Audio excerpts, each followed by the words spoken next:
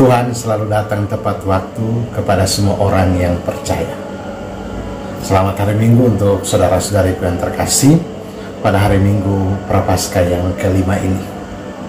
Salib-salib sudah mulai ditutup untuk mengingatkan kita semua untuk masuk di dalam kisah sengsara Tuhan, ikut ambil bagian di dalam jalan salibnya.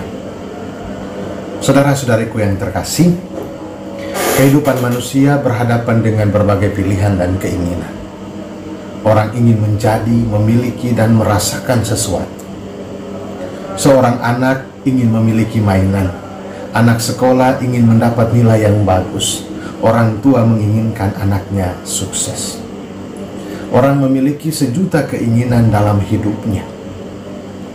Memiliki keinginan itu baik adanya, tetapi ketika keinginan itu tidak terwujud, maka terkadang menyusahkan hati.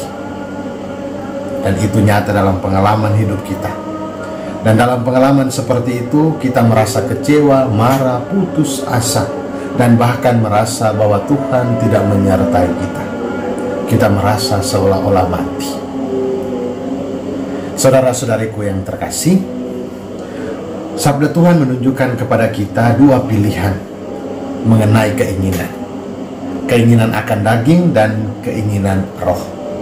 Hidup dalam keinginan daging adalah hidup dengan memikirkan hal-hal yang berkaitan dengan daging. Hal itu kemudian terwujud dalam tindakan-tindakan konkret. Hidup tidak benar, hidup tidak adil, tidak baik, suka menyeleweng. Dan dalam kitab suci dikatakan, kerongkongan mereka seperti kubur ternganga, lidah mereka licik merayu, mulut mereka mengandung bisa. Mulut penuh dengan sumpah serapah, dan mereka identik dengan pertumpahan darah, keruntuhan, dan kebinasaan.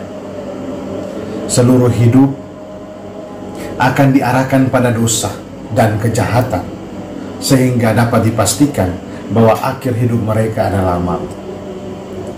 Sebaliknya, orang yang hidup dalam roh adalah hidup yang selalu memikirkan hal-hal rohani. Orang-orang yang hidup dalam roh adalah mereka yang mengusahakan damai dalam kehidupan.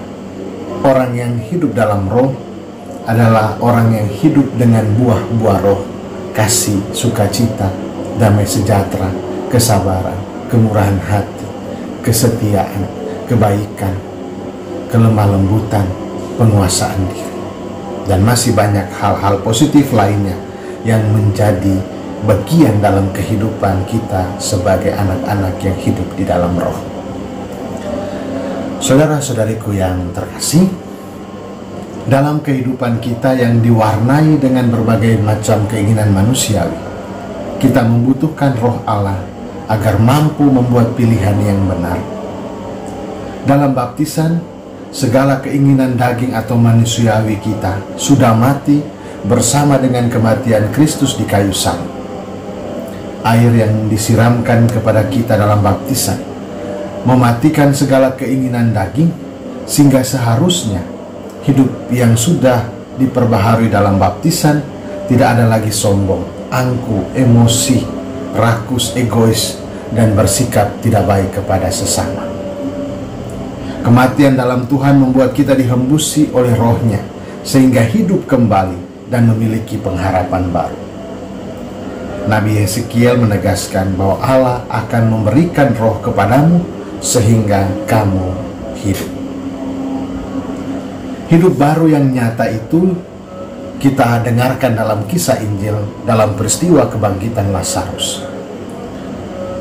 Tuhan memang tidak terlambat.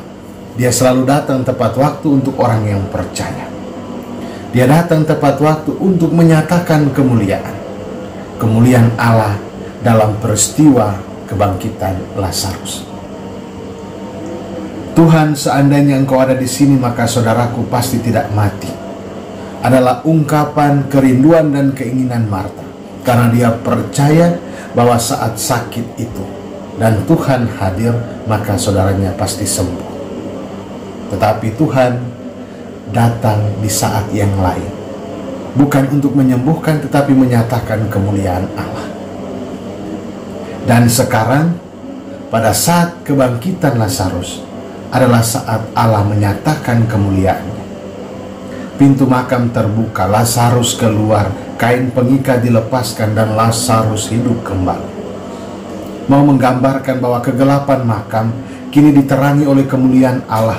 Ikatan-ikatan dosa dilepaskan dan bau busuk diganti dengan keharuman sukacita dan hidup baru.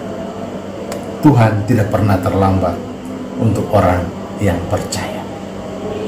Saudaraku, selama hidup di dunia dengan berbagai macam keinginan manusiawi kita tidak lepas dari godaan, dan itu juga dialami oleh umat beriman seperti Maria dan Marta yang adalah saudara Lazarus. Berhadapan dengan berbagai godaan yang sering kali menerjang begitu deras, kita tidak akan sanggup untuk berjalan sendirian. Kita memerlukan bantuan, membutuhkan penyertaan dari Allah dalam kehidupan kita untuk menghadapi godaan-godaan dan cobaan itu. Maka kita berdoa dan memohon rahmat roh itu sungguh-sungguh hidup di dalam diri kita, sehingga kita yang sekarang hidup di dalam kedagingan dipanggil oleh Tuhan, dibawa kembali untuk dibebaskan oleh Tuhan, diberi roh Allah, diberi roh kehidupan yang baru melalui sakramen-sakramen tobat. Tuhan datang menjumpai dan menghembusi roh agar kita memiliki hidup yang baru. Mari kita ingat akan makna baptisan yang sudah kita terima. Rendah hati di hadapan Allah dan percaya bahwa Ia tidak pernah terlambat untuk menyatakan kemuliaannya di dalam hidup kita. Tuhan membangkitkan kita dari kematian dosa dan memberi kita hidup damai sejahtera, penuh kasih dan sukacita. Tuhan tidak pernah terlambat ada di dalam kehidupan kita. Maka mari kita pun jangan terlambat untuk mengalami kasih-Nya lewat sakramen-sakramen dan sabda-Nya. Santo Agustinus mengatakan, jangan menunda-nunda untuk mengalami kerahiman Tuhan lewat pertobatan dan sakramennya. Kalau kita menunda-nunda, maka dengan sendirinya kita tidak berkenan untuk menerima kasih karunia dan rahmat itu. Mari hidup baru, hidup dalam keinginan roh. Tuhan tidak pernah terlambat untuk menyatakan kemuliaan-Nya dalam hidupmu. Selamat hari Minggu, Tuhan memberkati, Bapa dan Putra dan Roh Kudus.